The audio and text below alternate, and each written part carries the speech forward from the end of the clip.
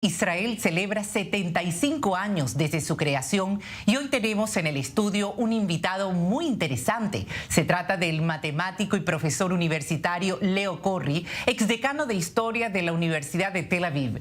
Bienvenido, Leo, a News 24. Gracias por invitarme, mucho gusto. Gracias a ti por estar aquí con nosotros. Bueno, como has visto en la presentación, Israel cumple 75 años, la creación del Estado de Israel, que fue un reto ambicioso, pero con espíritu de justicia, luego de la hecatombe, que fue el Holocausto, y de 2000 años de exilio. El pueblo judío necesitaba, Leo, consolidarse como nación en su territorio histórico, Eretz Israel, la tierra de Israel. ¿Cómo fue ese proceso de acercamiento de los judíos a Israel mientras en la zona estuvieron los otomanos y también los británicos hasta 1948? Sí. Bueno, mira, en un cuento como ese uno puede ir muy atrás, puede ir un poco menos atrás. Hay varios milestones en el camino que uno pudiera mencionar. Y bueno, tú sabes que en Israel siempre hubo pequeños asentamientos judíos en Jerusalén, en Hebrón, en Tiberia, etcétera. Pero vamos a decir que el sionismo político empieza a finales del siglo XIX. El primer congreso sionista es en 1891 y se empieza a hablar de una casa nacional, un hogar nacional judío en estos territorios de Palestina, etcétera. Yo creo que sería conveniente, porque no tenemos demasiado tiempo, vamos a hablar del momento en que empieza el mandato inglés, porque esto era parte del Imperio Otomano. Exacto. Y hacia el final de la Primera Guerra Mundial ya se veía que el Imperio Otomano, el viejo enfermo de Europa, va a ir desapareciendo, y los franceses y los ingleses ya en 1916 firmaron un acuerdo que dividía aquí la zona en intereses. Y los judíos empiezan a emigrar.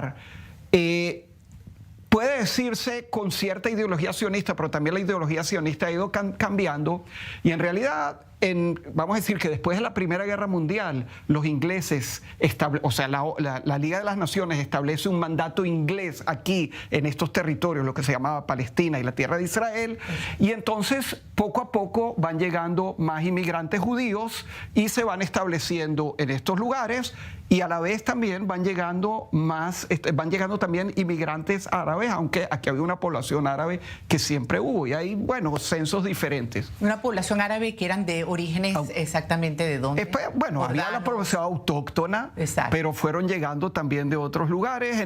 Hay que tener en cuenta una cosa, estamos hablando de un periodo muy largo en el que hubo épocas económicas mejores y épocas económicas peores en términos del siglo XX. Tanto judíos como árabes vinieron acá más y se quedaron en las épocas buenas económicamente, y también se fueron en las épocas, por ejemplo, en el caso de los judíos, hay épocas en las que hacia los años 30 en los que la aliyá o la inmigración desciende totalmente. Después, en los años 30 empieza a subir por lo que está pasando en Europa. Entonces hay aquí movimientos de inmigración de todo tipo, por un lado, y por otro lado hay dentro del mandato ya se empieza a crear de manera muy clara el conflicto entre las poblaciones judías, que cada vez van creciendo, y las poblaciones árabes. Y los ingleses ven esto como parte de su imperio. Esto es parte de las colonias inglesas, y a ellos lo que les interesa son los intereses ingleses. Ellos pueden decir, o británicos, pueden decir lo que quieran, pero le prometen a los judíos ciertas cosas, a los árabes también. Por ejemplo, a los judíos, lo más importante, vamos a decir, de las promesas, lo que se llama la Declaración Balfour de 1917, en la cual hay que leer cada línea para entender, porque eso está muy bien redactado de manera de no prometer más de lo que se debe. Ellos dicen que verían con buenos ojos la creación de un hogar nacional judío en las tierras de Palestina. O sea, que ya había una intención quizás más favorable. Más favorable, pero sin comprometerse demasiado. Judíos, por supuesto que los judíos, dentro de las líneas de lo que el sionismo quería mover, veían esto más bien de la parte que decía, no, esto es un compromiso total de los ingleses para con nosotros. Están reconociendo nuestra conexión con la tierra de Israel, y bueno, esto nos va a llevar eventualmente, por lo menos parte del sionismo decía así, hacia un Estado. Lo mismo el reino hashemita del rey Abdala, que le prometieron ser un rey en el otro lado del Jordán. Entonces cada cual ve sus lados, pero el conflicto siempre existe, y el conflicto explota varias veces. Explota en 1921, explota en 1900 29, explota en 1900, del 33 al 36, lo que se llama la Gran Revuelta de los Árabes. Y en esa revuelta hubo, bueno, continuamente actos de violencia.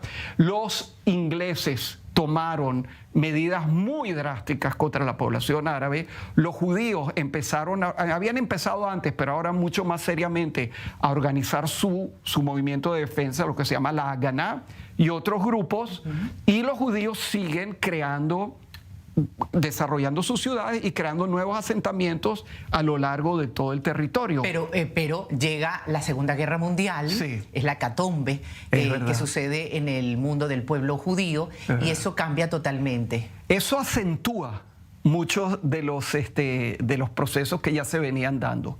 Por ejemplo, los ingleses antes, por presión árabe, redujeron considerablemente la cantidad de certificados que permitían a judíos venir a esta tierra, para que los árabes no entren en tensión con los ingleses. Obviamente, ante el holocausto de los judíos de Europa y de Norte de África, se crea aquí un problema, una presión mucho más grande, pero los ingleses no quieren ceder. Entonces los judíos se arreglan de varias maneras. El movimiento sionista, por una parte, la defensa ante los ataques de la población árabe donde los había; por otra parte, ataques muy serios contra los ingleses y contra la infraestructura. Es muy bien recordado la explosión del hotel King David en Jerusalén, donde una gran cantidad de muertos, decenas de muertos, tanto árabes como ingleses, inclusive judíos. Claro. Y por otro lado, también el movimiento sionista, vamos a decir lo que se llama el Ishuv, los judíos que viven en Israel, empiezan a crear también iniciativas de inmigración ilegal, lo que se llaman los Maapilim, que llegaban a las costas del país y trataban de entrar ilegalmente. Esa es una época muy heroica del movimiento sionista, pero la verdad es que no tuvo mucho éxito, porque los ingleses agarraban a la mayoría. Hay muchos cuentos conocidos del barco Éxodo, del barco Patria. Y ya como nos acercamos a la entrega de 1948, o sea, hasta ese punto donde estuvieron los ingleses aquí. Bueno, lo que pasa es que en las Naciones Unidas hay mucha tensión sobre lo que está pasando acá, y se crearon muchas comisiones para ver qué hacían. Para hacer el cuento corto, una de las comisiones decide que la gran solución para lo que está pasando acá es dividir el país entre árabes y judíos. En realidad se hablaba de tres zonas: una zona judía, una zona para los árabes, y Jerusalén como lugar internacional que las Naciones Unidas son los que lo van a dirigir. Y entonces, en 1947 hay una votación el 29 de noviembre y se decide sobre la separación.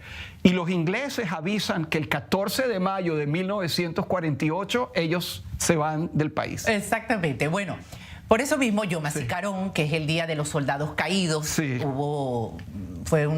fueron tiempos muy difíciles, y también Yom HaZikaron ha sido el Día de los Soldados Caídos en la lucha que condujo al establecimiento del Estado de Israel, y también de las víctimas de los atentados que hasta el día de hoy vivimos. Y se junta Yom HaAtzmaut, que es el Día de la Independencia de Israel. Aquí lo vivimos, Leo, bueno, ya lo sabes, con gran intensidad. Para los judíos de la diáspora, ¿qué significado tiene estos días? ¿De qué manera se identifican con lo que pasa en el día a día en Israel?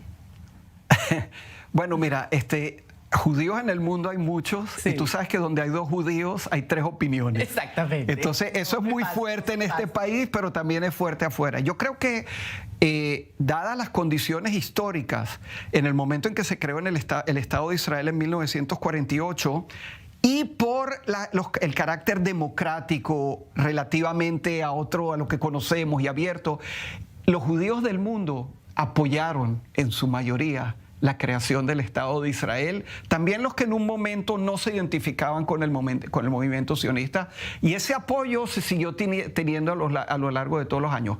Claro, hay días en particular, como el Día de la Memoria de los Soldados, no de los que cayeron ahí, hasta hoy en día, de cualquier soldado caído o de las víctimas de los ataques terroristas.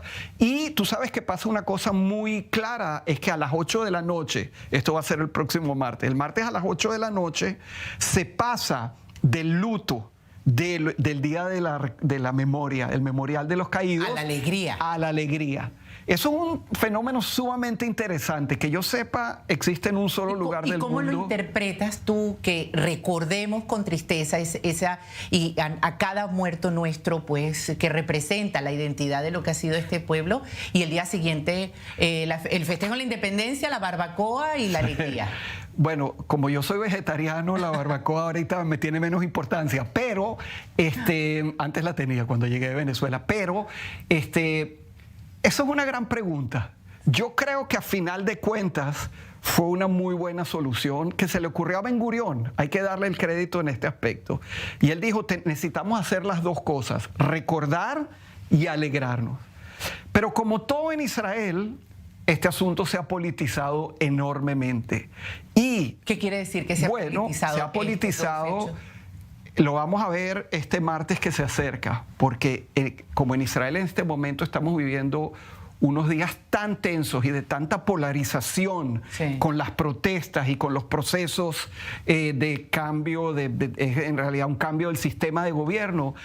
La gente anda con una sensación muy difícil en ambos lados, y los que se oponen al gobierno tremendamente. Creo que vamos a ver en los cementerios protestas, y vamos a tener una situación que para las familias de los fallecidos, de los caídos en la guerra, sus hijos, sus padres, sea quien sea, esta va a ser una situación muy difícil. Pero hay que decir, también ellos están divididos. Hay algunos que dicen, por ningún motivo invitar a políticos hoy al cementerio, o sea, el martes, y otros que dicen, por ningún motivo dejar de invitarlos, no personalmente, exacto, sino como representantes del Estado. Bueno, pero la evolución de Israel ha sido interesante en lo general. Comenzó con un sistema socialista a través de los kibutzim, que son las comunidades agrícolas, como sabemos, y hoy, 2023, después de muchos años, el naciente país basado su proceso de la agricultura a la transformación, a la Startup Nation, sí, el país de la innovación. ¿Qué significado tiene este cambio en el modelo de Mira, primero, bueno, yo quiero poner, Israel nunca fue un país socialista. Lo que sí hubo en Israel fueron, había instituciones que tenían una orientación socialista o socialdemocrática muy grande. Los kibutzim era una parte muy pequeña, pero había, por ejemplo, la Histadrut, que era la organización. Había muchas cosas aquí que tenían una orientación, vamos a decir, más socialdemocrática y en cierto momento socialista. Y eso fue cambiando. Bueno, la economía de Israel ha crecido enormemente y ha tenido mucho éxito en todo el mundo, en muchos de los aspectos que hace, incluyendo exportación de tecnología, no solamente de computación y de cyber, etcétera, sino también de agricultura. Y bueno, eso ha causado que nuestro nivel de vida haya subido considerablemente en muchos aspectos, que nos veamos en un sistema más libre desde el punto de vista de la posibilidad de hacer negocios o de crear o de llevar a cabo ideas. Claro, eso ha creado algo que había menos en el pasado, que es una división muy grande entre ricos y pobres. Claro. No es lo que conocíamos.